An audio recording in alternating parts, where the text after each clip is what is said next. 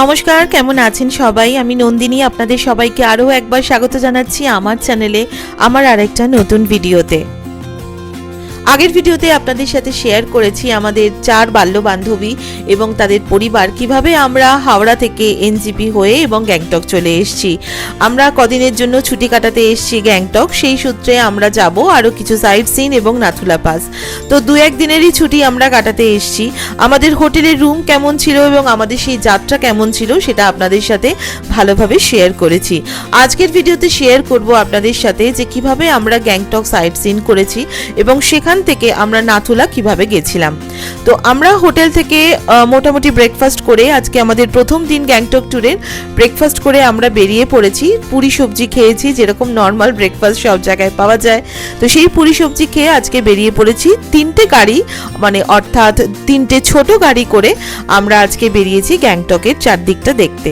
তো কথায় কথায় চলে এসেছি যাত্রাপথে। প্রথমে একটা বড় ঝর্ণা এসছে, এই ঝর্ণাটার সামনে দাঁড়িয়ে আমরা বেশ খানিকক্ষণ সময় কাটালাম।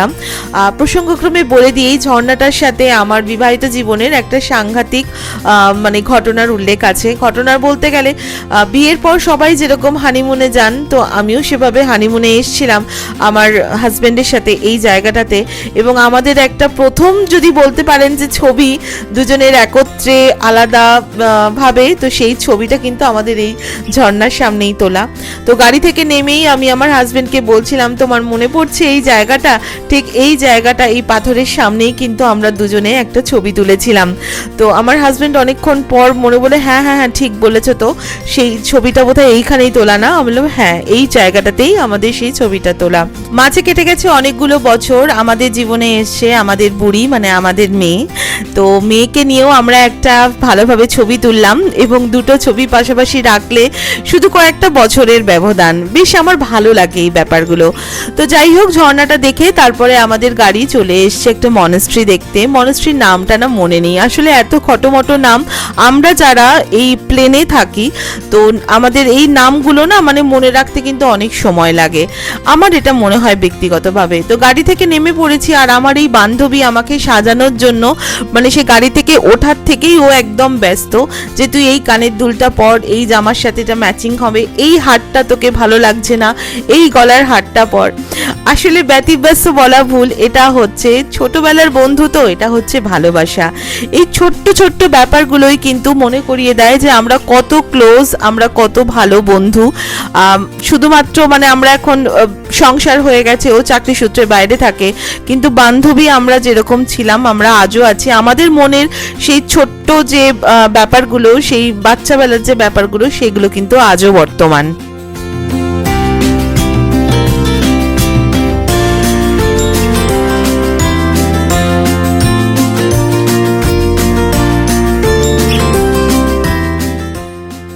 ফ্যামিলির সাথে বেড়াতে যাওয়াটা তো সত্যিই একরকম, সেটার একটা অন্য এসেন্স থাকে, কিন্তু বন্ধু বান্ধবের সাথে বেড়াতে যাওয়া না, এটার একটা আলাদাই এসেন্স। বন্ধু বান্ধব সাথে থাকলে না ক্লান্তিটা কিন্তু ক্লান্তি বলে মনে হয় না। কখন যে সময় কেটে যায়, কখন যে ট্রেন জার্নির ওই অত ঘন্টার পথ যেন এক্ষুনি কেটে গেল মনে হলো, কখন যে অনেক রকমের আবোল তাবোল খাবার দাবার কিভাবে হজম হয়ে গেল, শরীরের তখন হরমোনগুলোই যেন অন্য কথা বলে। বন্ধু বান্ধবের সাথে বেড়াতে যাওয়া এইটা কিন্তু কুড়িয়ে পাওয়া অক্সিজেনের মতো। আমরা যারা মানে এরকম সংসার জীবনে, চাকরি জীবনে প্রচন্ড রকমের ব্যস্ত থাকি, দেখুন প্রত্যেকটা ফ্যামিলিতেই কিছু না কিছু স্ট্রেস থাকেই, সেটা আমরা স্বীকার করি বা না করি। কিন্তু সেই স্ট্রেসের বাইরে যখন 4 বন্ধু 5 বন্ধু মানে সব বন্ধুরা মিলে যখন বেড়াতে যাই না, তখন কিন্তু মনেই হয় না যে আমরা এরকম কোনো স্ট্রেসের লাইফে আমরা আছি। যাই হোক, অন্য কথা মানে প্রসঙ্গক্রমে বেরিয়ে গেল। তো আমরা যে মনেস্ট্রিটায় এসছি, মনেস্ট্রিটা না চারদিকটা ভিউটা এত সুন্দর, মানে কথায় মানে বোঝানো যাবে না। মানে কোনো ভিউ পয়েন্ট নয়, কিন্তু এই মনেস্ট্রির যে ছাদটা থেকে এই চারদিকের ভিউটা এত সুন্দর, মানে আমি শুধু 2 চোখ ভরে দেখছিলাম আর মনে এত শান্তি লাগছিল যেটা আমি কথায় আপনাদেরকে বুঝিয়ে বলতে পারবো না। যাই হোক, তো মনেস্ট্রির ভেতরে তো ফটোগ্রাফি অ্যালাউ নয়, তাই বাইরে থেকে আপনাদের এক ঝলক দেখিয়ে দিলাম মনেস্ট্রিটা কেমন ছিল। সবার সাথে ফ্যামিলির সাথে প্রচুর সেলফি, প্রচুর মুহূর্ত ক্রিয়েট করা হলো, যেটা সারা জীবনের জন্য স্মৃতি হয়ে থাকবে। প্রচুর প্রচুর ছবি তুলে তারপরে আমরা এগিয়ে চলেছি পরবর্তী ডেস্টিনেশনের দিকে। আর আমাদের গ্রুপটার একটা বিশাল বড় ফেসিলিটি হলো, আমাদের গ্রুপে না আমাদের 4 বান্ধবীরই কিন্তু 4টে কন্যা সন্তান, এবং তাদের মধ্যেও কিন্তু বন্ডিংটা ভীষণ স্ট্রং। তারাও নিজেদের মধ্যে সেলফি তোলা, ঘোরা, নিজেরা একটা জিনিস ভাগ করে খাওয়া, নিজেদের মতো করে গল্প করা, ওদের মধ্যে না আমাদের সেই 4 বান্ধবীর ছোটবেলাটা কিন্তু আমরা দেখতে পাই।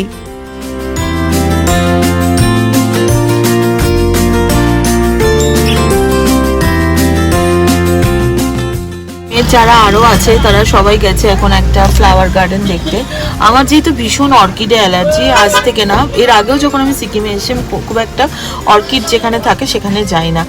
যারা আমার কালিম্পং ব্লগ দেখেছেন তারাও জানেন যে আমি অর্কিড গার্ডেনটা আমি আপনাদেরকে দেখাতে পারিনি, তো সেক্ষেত্রে আমি যাচ্ছি না। তো আমি আর আমার এই যে বান্ধবী, ও এখানে বসে অফিসের কাজ করছে গাড়িতে বসে, আমি আরও বসে আছি। আর আমাদের বাকি যারা বাচ্চা কাচ্চা তাদের বাবাদের সাথে মায়েদের সাথে গেছে, ওরা ঘুরে আসলে তারপরে আমরা এখান থেকে আর একটা নেক্সট যে আমাদের ভিউ পয়েন্ট রয়েছে বা আর একটা সাইড সিনের জায়গা রয়েছে সেখানে যাব। আমরা 2 বান্ধবী এখন বসে বসে এখানে গল্প করছি। একটু আগেই চা খেলাম, তো সেই জন্য খুব একটা চা খিদেটা পাইনি। তো দেখা যাক কখন আমরা বেরোই এখান থেকে, ওরা ঘুরে আসুক, তারপরে আমরা নেক্সট জায়গায় যাব।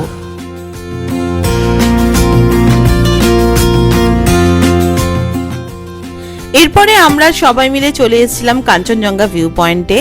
আর এইখানেই না অনেকগুলো এরকম প্রচুর দোকান, মানে জিনিসপত্র নিয়ে, মনোহারি দোকান বলতে পারেন, কিছু শীতের জিনিস ছিল।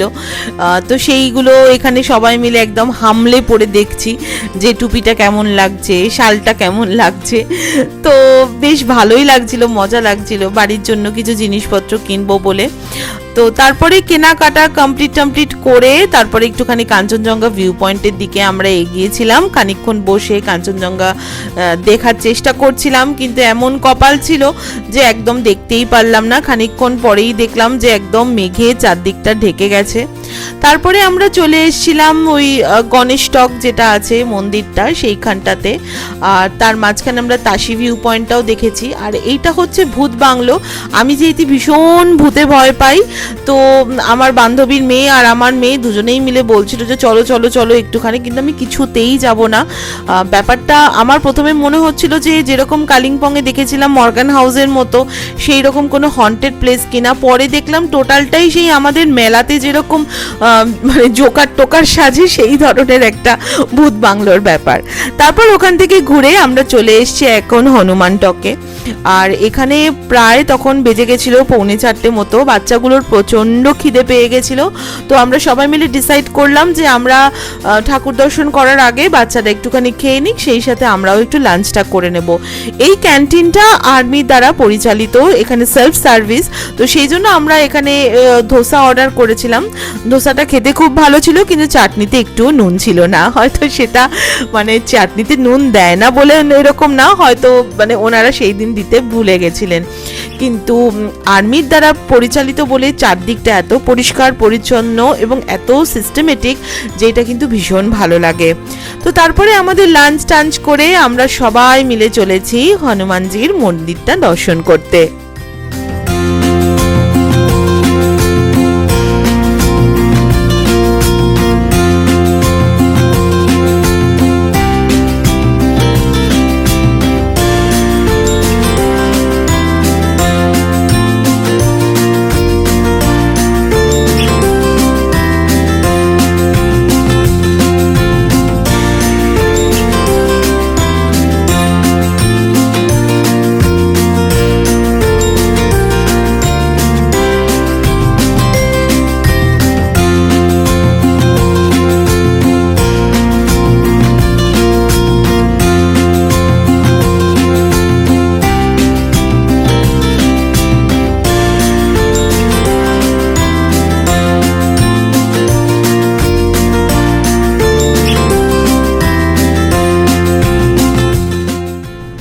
এরপরে আপনাদের সাথে আর সেরকম কিছু আগের দিনের শেয়ার করা গেল না, কারণ বৃষ্টি এসে গেছিল। তারপরে আমরা ফিরে এসেছিলাম হোটেলে। আর এর পরের দিন অর্থাৎ আজকে আমরা চলেছি নাথুলা পাস আর ছাঙ্গু লেক এইটা দেখার জন্য। তো সকাল সকাল আমাদের গাড়ি চলে এসছে, আমরা একটা বড় গাড়ি করে আমরা চলেছি নাথুলা পাসের উদ্দেশ্যে।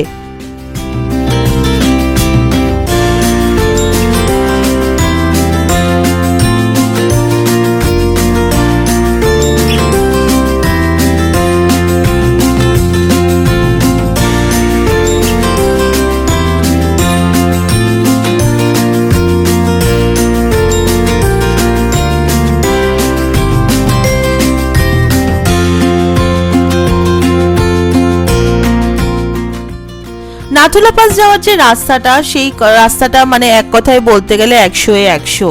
মানে গাড়িতে আমি সামনের সিটে বসেছিলাম, কখনো বাঁ দিকে ক্যামেরা নিয়ে ঢলে যাচ্ছি, কখনো ডান দিকে ক্যামেরা নিয়ে ঢলে যাচ্ছি। আর যত উপরে উঠছিল গাড়িটা, তত মানে মনে হচ্ছিল যে এই জায়গাটা কি সত্যি আমাদের দেশে, আমরা কি সত্যি এত সুন্দর দেশে বাস করি। আর আরেকটা কথা না বললেই নয়, রাস্তা এত সুন্দর, এত ওয়েল মেনটেন। আসলে পুরো সিকিমটাই ভীষণ ওয়েল মেনটেন, পরিষ্কার পরিচ্ছন্ন, সিস্টেমেটিক একটা জায়গা, যেখানে মানুষের ট্যুরিজমটাকেও তারা এত সুন্দরভাবে প্রেজেন্ট করে, যেটা আমি না বললে আর থাকতে পারছি না। আমার ভীষণ ভালো লেগেছে এই রাস্তাটা। এবং সব থেকে বড় কথা হচ্ছে, যারা পাহাড় প্রেমী তারা যখন এই ধরনের রাস্তার মধ্যে দিয়ে যান, তখন তাদের মনের ভেতরে কিরকম আনন্দ হয়, আশা করি আমার কথার সাথে তারা কিছুটা রিলেট করতে পারছেন।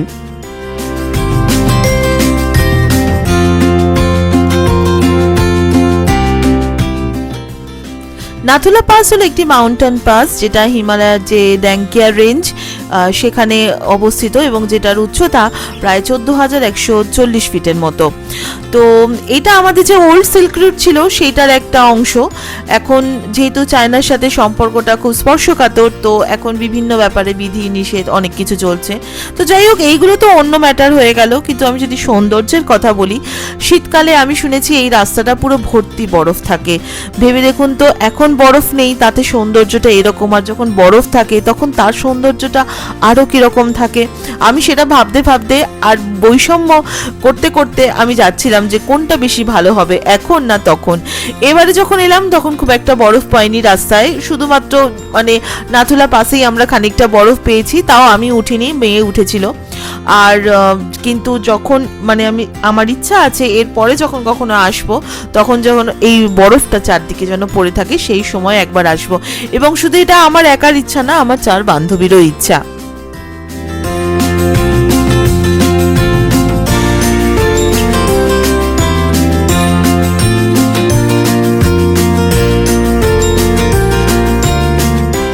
চারদিকের প্রাকৃতিক সৌন্দর্যটা অনুভব করতে করতে চলেছি। আর ঠান্ডাটা কিন্তু বেশ বেড়ে গেছে।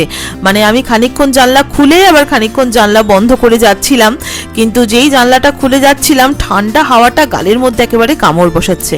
খানিকক্ষণ পরেই আমাদের যে ড্রাইভার সাহেব, তিনি গাড়িটা এসে একটা চায়ের দোকানে দাঁড় করালেন, বললেন যে ম্যাডাম চা খেয়ে নিন। আর দূরে তাকিয়ে দেখুন কি দেখা যাচ্ছে।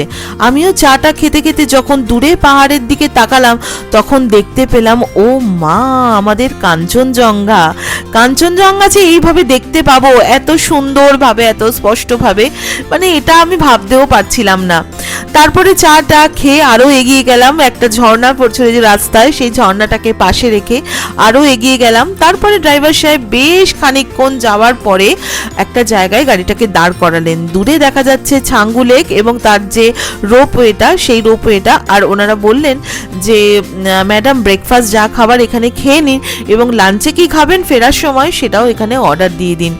তো হাজবেন্ডরা ওখানে দোকানে ঢুকে কি ব্রেকফাস্ট খাওয়া হবে সেটা জিজ্ঞাসা করে নিয়ে অর্ডার দিয়ে দিয়েছে, বানাচ্ছে, এবং লাঞ্চেও আমরা কি খাবো সেটাও নিয়েও আলোচনা চলছে। কিন্তু আমি ক্যামেরা হাতে চারদিকের এই সৌন্দর্যটাকে একদম ক্যামেরা বন্দি করতে ব্যস্ত ছিলাম। দূর থেকে দেখলাম যে ছাঙ্গু লেকের ওপর যে রোপওয়েটা রয়েছে, সেই রোপওয়েটাতে একটা রোপওয়ের যে কেবল কার, সেই আস্তে আস্তে নিচে নেমে আসছে। এত সুন্দর লাগছিল না দেখতে, জানি না আদৌ চড়তে পারবো কিনা। তো ওদিকে কথায় কথায় কিন্তু আমাদের দোকানের ভেতর থেকে আওয়াজ দিয়ে দিয়েছে, ম্যাডাম চলে আসুন, ব্রেকফাস্ট রেডি। একদম সিম্পল ব্রেকফাস্ট, ম্যাগি, তার সাথে ডিম ভাজা। গরম গরম খেতে যা মজা লাগছিল না। বাড়িতে আমরাও ম্যাগি বানাই, কিন্তু পাহাড়ে তৈরি ম্যাগির এর একটা আলাদাই ফ্লেভার হয়। ওনারা না জানি কি একটা অজানা মশলা দিয়ে ম্যাগি বানান, এত টেস্টি লাগে, বাড়িতে বানালেও যেন সেই রকম ভাবে হয় না। অনেকবার চেষ্টা করেছি। ওনারা ম্যাগি বানানোর সময় ম্যাগি মশলার সাথে একটা স্পেশাল মশলা দেন, কিন্তু সেটা কি মশলা আমি এতবার পাহাড়ে যাওয়ার পরেও, অনেককে জিজ্ঞাসা করার পরেও ওনারা কিন্তু সেই সিক্রেটটা বলেননি। হয়তো ওটা পাহাড়ের সিক্রেট। যাই হোক, ব্রেকফাস্ট করে আমরা ম্যাগি নিয়েছিলাম সবাই, আর মেয়েরা মোমো খেয়েছিল। সব কিছু খেয়ে ছাঙ্গু লেকটাকে ডান দিকে রেখে আমরা এগিয়ে চলেছি নাথুলার পথে। আমি ড্রাইভার সাহেবকে বললাম যে দাঁড়ালেন না তো ছাঙ্গু লেকে? উনি বললেন, ম্যাডাম 1:30টার মধ্যে নাথুলা পাস বন্ধ হয়ে যাবে, গাড়ির বিভৎস লাইন পড়বে, তখন কিন্তু না দেখে ফিরে আসতে হবে। তার থেকে চলুন নাথুলা পাসটা আগে দেখে নিন, তারপরে ফেরার সময় ছাঙ্গু লেকে এসে খানিকক্ষণ টাইম কাটিয়ে তারপরে নিচে নামবেন। এখানে কিন্তু কেবল কারও রয়েছে। ওনার কথা শুনে কিন্তু আমরা এগিয়ে চললাম নাথুলা পাসের দিকে। ছাঙ্গু লেকটা ডান দিকে রয়েছে, দেখতে খুব ভালো লাগছিল। জীবনের প্রথম আমি ছাঙ্গু লেকটা দেখলাম। এতদিন কিন্তু শুধু ইউটিউবারদের ভিডিওতেই দেখেছি। আর ভ্রমণ সঙ্গী, ভ্রমণ সাপ্তাহিক, বর্তমানে যখন ভ্রমণের বিভিন্ন লেখা বেরোয়, যেগুলো আমার খুব শখ, আমি যেগুলোকে কালেক্ট করে খুব পড়ি, তো সেগুলোর মধ্যেই কিন্তু ছাঙ্গু লেকের ছবি দেখেছি। যাই হোক, এগোতে এগোতে আরো উঁচুতে উঠতে উঠতে আমরা আসছি কিন্তু এবার নাথুলা পাসের দিকে। তবে শরীরটা না কেমন যেন বুকটা ধরফর করছে। প্রথমে মনে হচ্ছিল আচ্ছা গ্যাস অম্বল হলো কি, বুকটা কেন এত ধরফর করছে। প্রথমে কিছু বলছিলাম না, খানিকক্ষণ আরো চলার পর যেন মনে হচ্ছে যে না, শরীরটা ঠিক ধরফর ধরফর করছে, তাহলে কি আমি অসুস্থ হয়ে পড়ছি? বলতে বলতে পাশের এক বান্ধবী তনিমাকে বললাম, জানিস তো আমার কিন্তু বুকটা একটু ধরফর করছে। ও তখন বলল, হ্যাঁ রে, সত্যি আমারও বুকটা ধরফর করছে। ওর কথা শুনে আরো আমাদের গাড়িতে আরো যে বান্ধবী এবং তাদের হাজবেন্ড সবাই বলল যে হ্যাঁ ধরফর করছে, আসলে তা না, অক্সিজেনের যে ঘাটতি হচ্ছে এটা তার প্রমাণ দিচ্ছে, জানান দিচ্ছে। আমরা কিন্তু নাথুলার প্রায় কাছাকাছি। এতটা উঁচুতে, এতটা হাই অল্টিটিউডে অক্সিজেনের যে ঘাটতি হবে এটা জানা কথাই, তাই জন্য আমরা একটু প্রিপেয়ারও হয়ে এসেছি। তবে মা বাড়ি থেকে আসার আগে বলে দিয়েছিল যে তুই কোকা 30টা নিয়ে যাবি, সেটা কিন্তু নিয়ে আসতে ভুলে গেছি, যেটা খুব অন্যায় করেছিলাম, যেটা পরে আমি বুঝতে পেরেছি। আমাদের ড্রাইভার সাহেব নাথুলা পাসের এখানে পার্কিংয়ে আমাদের ছেড়ে দিয়ে বলেছিলেন, ম্যাডাম 8 ঘন্টা থেকে 45 মিনিটের বেশি এইখানে কিন্তু সময় কাটাবেন না, নেমে আসবেন। কিন্তু ভুলটা আমরা এখানেই করলাম। আমরা এখানে প্রায় 2 ঘন্টার মতো টাইম কাটিয়ে ফেললাম। কর্পূর শুকে শুকে উঠে চায়নার বর্ডার, ইন্ডিয়ার বর্ডার দেখে, আমাদের যে সৈনিকরা তারা কিভাবে এইভাবে মানে বর্ডারটাকে পাহারা দিয়ে রেখেছে, সেই চারদিকটাকে দেখে একটা না মানে অন্য রকম ফিল হচ্ছিল। শরীরটাও ধীরে ধীরে যেন কেমন একটা খারাপ হয়ে আসছিল, আর ওদিকে একটা সাংঘাতিক রকমের দেশাত্মবোধ আমাদের প্রত্যেকের মধ্যে জাগার দিচ্ছিল। এরপরে আর বেশি কেউ ভিডিও আমরা করতে পারিনি। আমরা প্রত্যেকেই অসুস্থ হয়ে পড়েছিলাম, প্রত্যেকের কিন্তু ব্রিদিং প্রবলেম শুরু হয়েছিল। তারপরে আমরা হোটেলে ফিরে এসেছি, তারপরে অনেকক্ষণ রেস্ট নিয়ে এখন সন্ধেবেলা। আজ আমাদের এক বান্ধবীর বিবাহ বার্ষিকী, তো তার জন্য একটা ছোট্ট কেক এনে আমরা এই বিবাহ বার্ষিকীটা পালন করছিলাম কেক কেটে। আর এটাই ছিল আমাদের গ্যাংটক বেড়ানোর শেষ রজনী। কালকে আমরা ফিরে যাব তিস্তা তোর্ষা ধরে কলকাতাতে। কলকাতায় ফিরে আবার সেই গতে বাঁধা জীবন। তবে কি বলুন তো, প্রচন্ড এনার্জেটিক আমরা প্রত্যেকেই। এই যে কদিন একটা ছুটিতে আনন্দে দারুণ কাটানো যে আমাদের এই কটা দিন আমাদের কাছে আবার বেশ কিছুদিনের জন্য কিন্তু অক্সিজেন। শরীরের ব্যথা বেদনা, স্ট্রেস হরমোন কোথাও কোনো কিছুই কাজ করছে না, মনে এখন দারুণ স্ফূর্তি। ফিরে চলেছি কলকাতার পথে। তাহলে ভিডিওটা আজকে এখানে শেষ করি। দেখা হবে আপনাদের সাথে নেক্সট ভিডিওতে। কলকাতায় গিয়ে আরো একটা দিনের গল্প নিয়ে আসবো, আমার নিজের দৈনন্দিন জীবনের গল্প নিয়ে আসবো। ততক্ষণের জন্য সবাই খুব ভালো থাকবেন, নিজের যত্ন নেবেন। Take care, tata.